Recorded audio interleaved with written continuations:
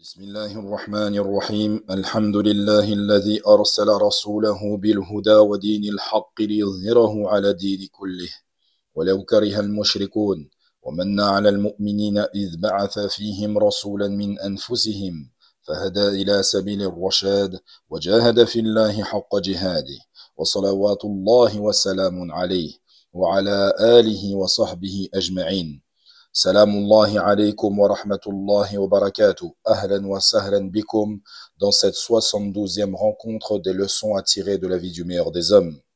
Nous nous étions arrêtés aux prémices de la grande bataille de Uhud qui eut lieu en l'an 3 de l'Hégire. Il est rapporté qu'au petit matin de la bataille, le prophète sallallahu alayhi wa sallam a rassemblé ses compagnons et il leur a dit qu'il venait de faire un rêve. Et dans son rêve, كما جاء في الحديث قال النبي صلى الله عليه وسلم رأيت كأني في درع حصين ورأيت سيفي ذي الفقار ورأيت بقرا تنحر. Il dit صلى الله عليه وسلم, dans ma vision j'ai vu que j'avais un bouclier ferme et solide, et j'ai vu également dans mon rêve que j'étais en possession d'une épée qui avait une encoche, qui était donc abîmée. Et j'ai vu également une vache se faire égorger. Et il interpréta ce rêve à ses compagnons. Et il leur dit, quant au bouclier, c'est la ville d'Al-Médina. Elle ne sera pas franchie ni vaincue. Mon épée contenant une encoche, c'est que je vais perdre un membre de ma famille. Puis cette vache qui s'est fait égorger est la perte de certains de mes compagnons qui vont périr au combat. Mettons-nous, subhanallah, quelques secondes à leur place. Imaginez-vous, la vision du prophète sallallahu alayhi wa sallam sont des rêves prémonitoires. Ils vont avoir lieu, ils sont réels. Donc les compagnons, ces hommes, font preuve de courage car ils savent qu'aujourd'hui, certains d'entre eux vont mourir.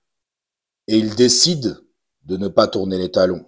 Donc ils vont sur le champ de bataille avec un état d'esprit de conquérant.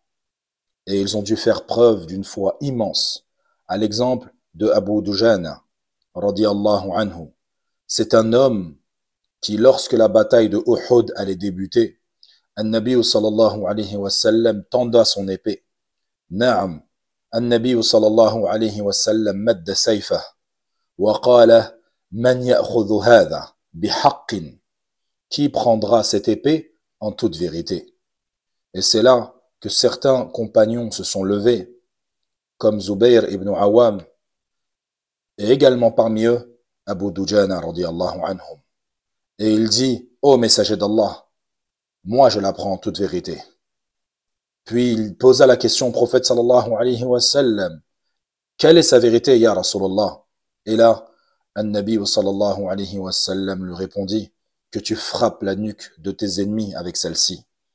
Abu Dujana radiyallahu anhu était connu pour être un homme qui, lors des combats, mettait un bandana rouge sur le front avant les combats.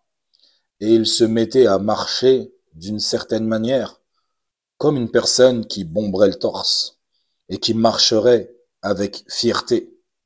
An-Nabi sallallahu alayhi wa sallam le regarda et il dit à ses compagnons, Inna la mashyatun yubriduhu Allah, illa fi hadha al-mawdi'. C'est une démarche qu'Allah déteste, excepté dans une telle situation. Car c'est une démarche qui peut impressionner l'ennemi, son adversaire.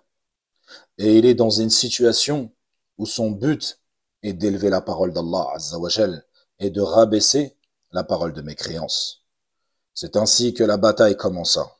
An-Nabi sallallahu alayhi wa sallam était avec 700 de ses compagnons, car 300 ont fait demi-tour. Les hypocrites ont abandonné les rangs des musulmans. Et il a demandé à 50 hommes de camper sur une montagne, et il leur a donné l'ordre de ne surtout pas descendre, de tirer leurs flèches de leur position sur l'ennemi qui essayerait de contourner et de passer derrière le dos des croyants, qui seraient eux sur la place du combat. Et il leur dit à ces hommes qui étaient sur la montagne, sallallahu alayhi wa sallam, in ra'aytumuna dhaharna alayhim لا تبرحوا مكانكم وإن رأيتموهم ظهروا علينا لا تبرحوا مكانكم. C'est un ordre du prophète sallallahu alayhi wa sallam. Si vous nous voyez remporter sur l'ennemi, ne bougez pas de vos places. Et si vous nous voyez vaincus par l'ennemi, ne bougez pas de votre place. Voilà comment débuta la rencontre, l'affrontement. Naam, les musulmans se battaient de manière vigoureuse et déterminée, car leur but, c'était d'élever la parole d'Allah Azza wa Jal, La ilaha illallah, et d'entrer dans les jardins sous lesquels coulent des ruisseaux. Tout ce qu'ils recherchaient, c'était la vie de l'au-delà, et non pas celle d'ici-bas. قال الله تبارك وتعالى إن الله اشترى من المؤمنين أنفسهم وأموالهم بأن لهم الجنة يقاتلون في سبيل الله فيقتلون ويقتلون. Certes, Allah a acheté des croyants leur personne et leurs biens en échange du paradis. Ils combattent dans le sentier d'Allah. Ils tuent et ils se font tuer. Et c'est cela que beaucoup de gens n'arrivent pas à assimiler. Cette vie d'ici-bas est claire. Soit tu commerces avec Allah, soit tu commerces avec le diable. Tout ce que tu fais dans ta vie, comme nous dit Cheikh Ibn Baz, rahimahullah, pose-toi cette question. Ce que j'ai l'intention de faire, était-ce un bien ou est-ce un mal? Si cela est un bien, alors ton envie est de commercer avec Allah. Et si c'est un mal, alors tu veux commercer avec le diable. Wa'iyadhu billah. Naam, également, les croyants, quand ils ont commencé ce combat, ils ne voyaient qu'une chose. Et c'est pour cela qu'Allah Azza wa Jal leur a donné l'avantage et la victoire. À tel point, les mécréants faisaient demi-tour. Ils retournaient sur leurs talons, prenant la fuite. Et c'est là que certains des compagnons ont commencé à rassembler le butin. Et c'est également là que les archers qui étaient sur la montagne, voyant leurs compagnons en train de ramasser le butin, ils se sont parlé entre eux. Et ils ont dit, ça y est, la bataille est finie, nous pouvons descendre. Nous pouvons participer avec nos compagnons à récupérer le butin. Et c'est là que Abdallah, qui était le responsable des armées, radiyallahu anhu, Abdallah ibn Jubayr, il leur dit, et en leur rappelant, Ala udhakkirukum Allah, Ala udhakkirukum wasiyyat an-nabi sallallahu alayhi wa sallam, ne vais-je pas vous rappeler l'ordre du prophète sallallahu alayhi wa sallam, ne vais-je pas vous rappeler l'ordre d'Allah, tabaraka wa ta'ala, dans lequel il nous dit ne descendez pas de vos postes, ne quittez pas vos postes, qu'elles soient en notre faveur ou en notre défaveur. Et certains lui ont répondu, mais ne vois-tu pas, la bataille est finie. Si nous ne descendons pas, nous n'aurons rien du butin pour nous. Et c'est là qu'ils sont descendus. Et donc la montagne s'est retrouvée vide de soldats. Il ne restait qu'un petit nombre sur elle. Il est rapporté que Khalid ibn al-Walid, radiyallahu anhu, qui est devenu croyant par la suite, il était sur le point de s'en aller. Il avait déjà même le dos tourné, et il jeta un dernier coup d'œil vers la montagne, et il vit la montagne sans hommes. Personne n'était sur la montagne. Et il a compris que les hommes qui étaient postés et qui étaient responsables de rester sur cette montagne avaient désobéi au messager d'Allah sallallahu alayhi wa sallam. Il est donc revenu avec son armée. Il a appelé Abu Sufyan et il lui a dit « J'ai trouvé une brèche ».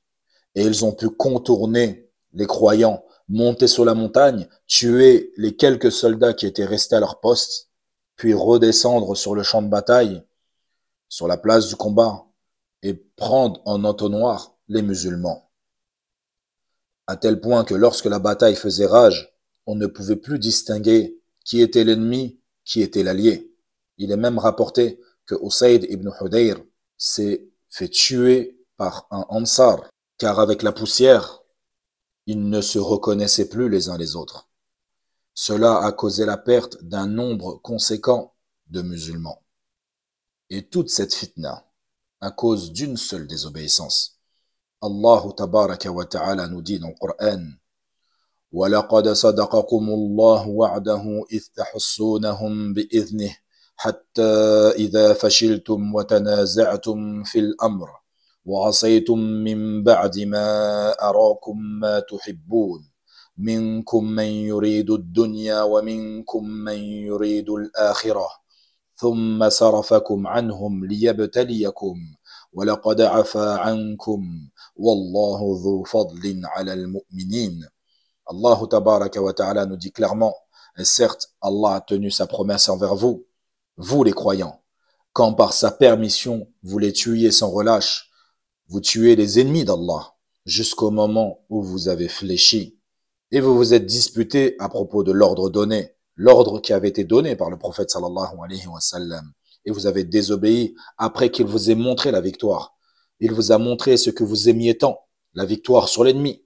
Il en était parmi vous qui désiraient la vie d'ici-bas, qui souhaitaient seulement avoir le butin, en désobéissant au messager d'Allah. Il y en était parmi vous qui désiraient l'au-delà, qui voulaient rester fermes sur sa conviction. Puis il vous a fait reculer devant eux, afin de vous éprouver. Et certes, il vous a pardonné après cela. Et Allah est détenteur de la grâce envers les croyants. Et c'est à cet instant-là, quand ils ont vu la défaite se présenter à eux, Allah tabaraka wa ta'ala les a éprouvés d'une dure secousse, encore plus dure que celle-ci. Quelle est cette épreuve? Quelle est cette fitna qui a troublé le cœur de ces hommes? C'est qu'il a été dit, et ils ont entendu dire, que le prophète sallallahu alayhi wa sallam avait été tué. Et c'est là que certains d'entre eux ont décidé d'abandonner, et d'autres restaient à leur place, attendant la mort venir à eux. Parmi eux, certains ont tourné le dos et ont voulu repartir vers la ville d'Al-Médine. Et d'autres ont pris leur courage à deux mains et ont voulu combattre encore plus férocement, avec plus de vigueur. Donc l'affaire tout entière s'est mélangée dans le cœur et l'esprit des compagnons. Mettez-vous à leur place, subhanallah. Et c'est à cet instant-là qu'Allah tabaraka wa ta'ala nous dit, comme il est venu dans le verset, وَمَا مُحَمَّدٌ إِلَّا رَسُولٌ قَدْ خَلَتْ مِنْ قَبْلِهِ الرُّسُلُ أَفَإِنْ مَاتَ أَوْ قُتِلَ انقلبتم على أعقابكم ومن ينقلب على عقبيه فلن يضر الله شيئا وسيجزي الله الشاكرين. Il nous dit, Muhammad n'est qu'un messager. Des messagers avant lui sont passés. S'il mourait donc, ou s'il était tué, retourneriez-vous sur vos talons? Quiconque retourne sur ses talons ne nuira en rien à Allah tabaraka wa ta'ala. Et Allah récompensera bientôt les reconnaissants. Ceci était un avertissement.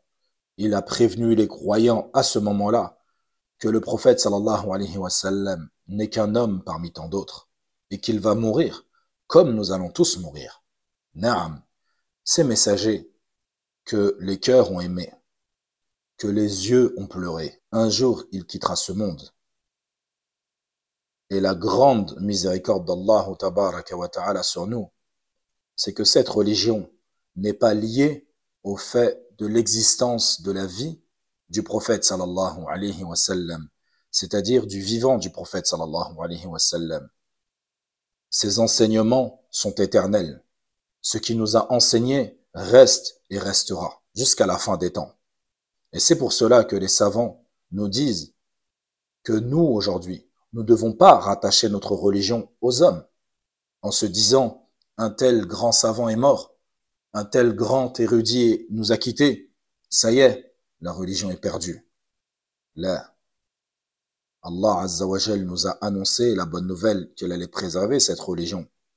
Comme il nous dit, Inna nahnu nazzalna dhikra wa inna lahu lahafidhun.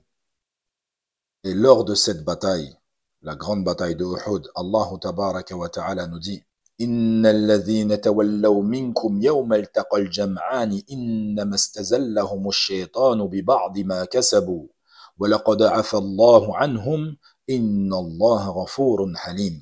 Ceux d'entre vous qui ont tourné le dos le jour où les deux armées se rencontrèrent, c'est seulement le diable qui les a fait broncher à cause d'une partie de leurs mauvaises actions. Mais certes, Allah leur a pardonné. C'est vraiment Allah, le grand pardonneur et l'indulgent. نكتفي بهذا القدر ولنا بقية بإذن الله تعالى. On évoquera, Inch'Allah wa ta'ala, un peu plus de détails dans le prochain cours de cette bataille. Subhanakallahumma bihamdika wa ashhadu an la ilaha illa anta wa astaghfiruka wa atubu ilayk.